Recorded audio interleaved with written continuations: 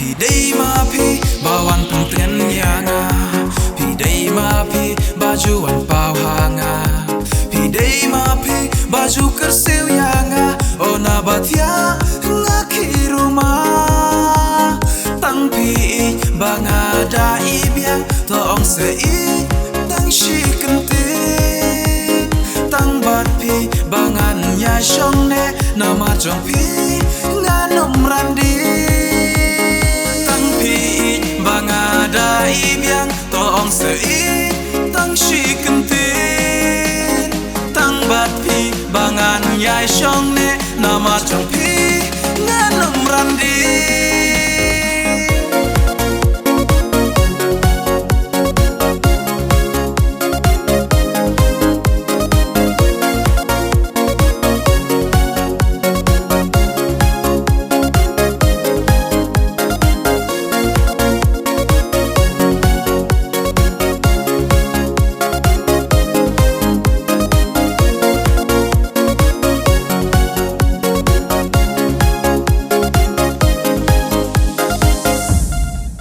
Aban long jong pi ngada kwa ala no ken kan poi kapor.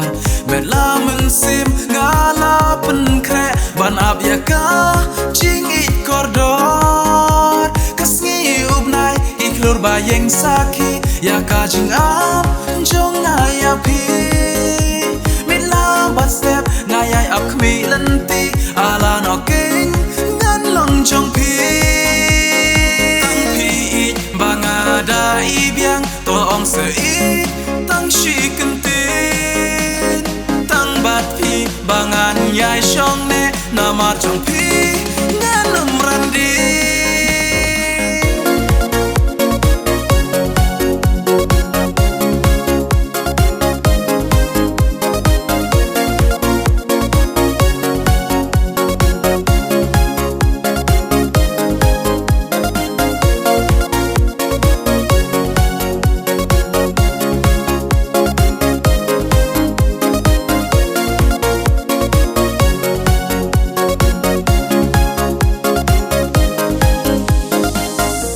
Hajing pos ne pi do it yanga. Nda ngak kendit ngak men shisha. Man pit daki kmat ngam la batai. Pitin chan hanga ku mu mau ling na. Wat mit paski ngayo itang ya pi. Marwe nga perkat ngas ngeu leng a.